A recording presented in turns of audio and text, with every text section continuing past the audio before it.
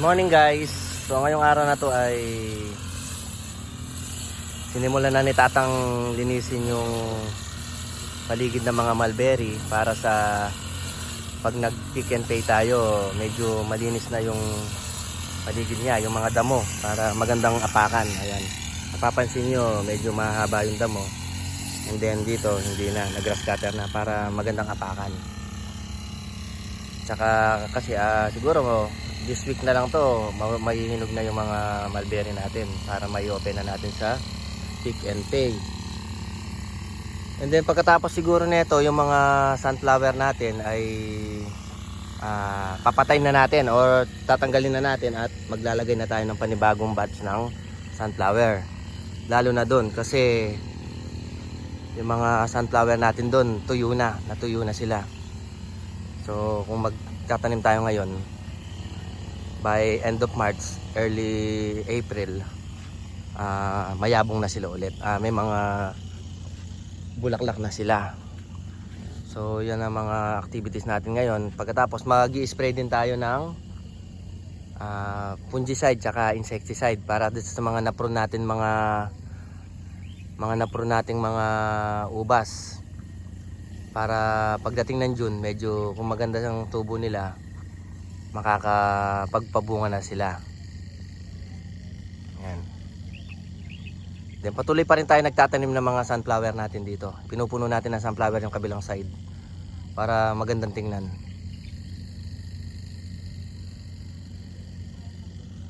So yung mga sunflower natin ngayon ay naubos na. So bago dumating yung Valentine's Day, naubos na siya. And then ang available na lang muna natin yan, ito yung heart natin. For pictorial lang. Tsaka ang gagawin natin ngayon ay itong mga namatay na sunflower, i-clear na natin sila. Tsaka magtatanim na tayo ng bago. Bali kahapon nakapag-ano na rin kami ni Tatang doon, nailinis na namin yung doon sa dulo. And then ngayong araw na to magtatanim tayo ng panibagong batch. Pati ito lilinisin muna natin. Tsaka maglalagay ng bagong mga sunflower para sa March katapusan or mahal na araw, bakasyon, yung mga magpapasyal dito, marami na namang sunflower na makikita. So lilinis muna tayo.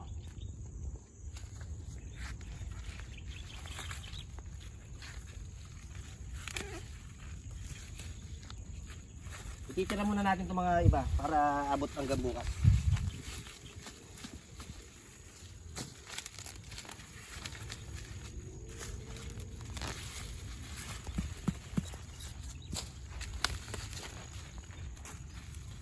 Ikutin ko muna.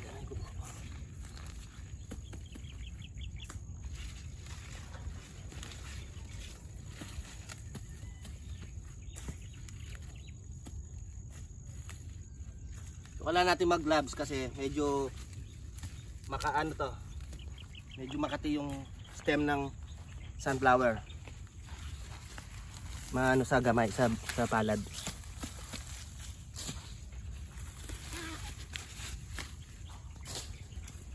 Para mamaya pagdating ni Tatang, mag-grass cutter na lang siya, wala na nakaharang.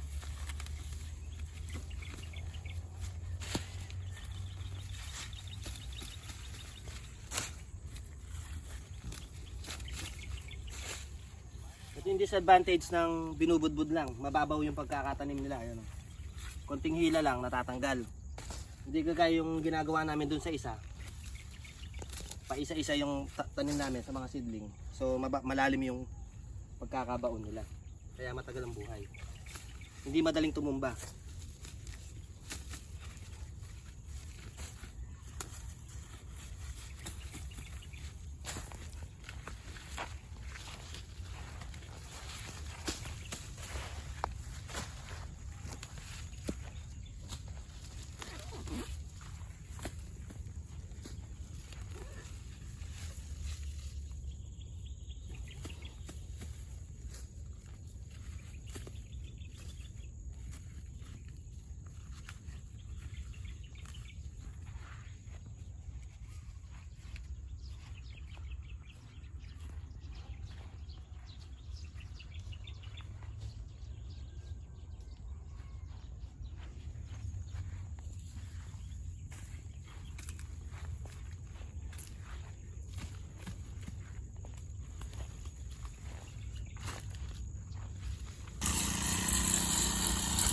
So pagkatapos natin tanggalin yung mga sunflower na natuyo na, ginagrass cutter na ni Tatang yung pagtatamnan natin ng bagong mga sunflower para sa darating na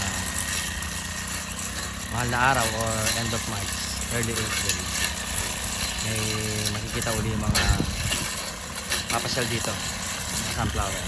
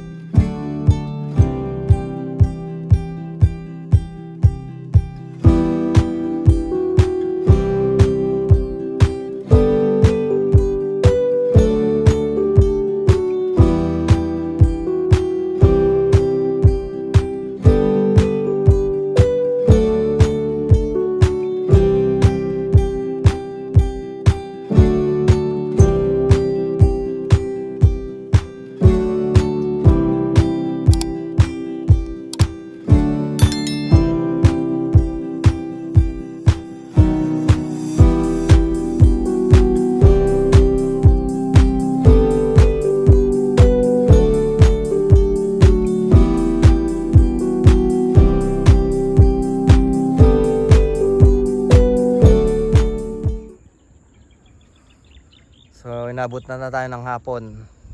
Katatapos lang ni Tatang mag grass cutter. Ayan, yung mga sunflower wala na. And then nakapagtanim na rin tayo ng panibagong batch ng sunflower dito sa side na to. Tapos meron pang sunflower doon sa pagitan ng mga ubas doon. So